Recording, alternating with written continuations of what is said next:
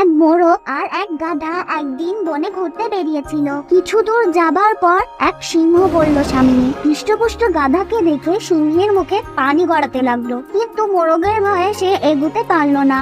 কি কারণে কে জানি, সিংহ মোরগের ডাক একদম সহ্য করতে পারে না, তাই মোরগ দেখলেই সে ছুটে পালায়। এখন গাধাকে সতর্ক করার জন্য মোরগ যেই ডেকে উঠলো, সিংহ তৎক্ষণাৎ পরিমরি করে দৌড়ে পালালো সেখান থেকে। বোকা গাধা তো অত শত জানে না, সে ভাবলো সিংহ তার ভয়েই পালিয়ে গেছে। সে তখন আরো বেশি ভয় দেখাবার জন্য বীরদর্পে ধাওয়া করে গেল সিংহের পেছনে। ওদিকে সিংহ কিছু দূর ছুটে গিয়ে পেছন ফিরে তাকালো। সে দেখলো গাধা ছুটে তার দিকেই আসছে আর মাথা ঝাঁকিয়ে। ধারের কাছে মোরগকে দেখা যাচ্ছে না। সঙ্গে সঙ্গে ঘুরে দাঁড়িয়ে সে ঘাড় কামড়ে গাধাকে বন্ধুরা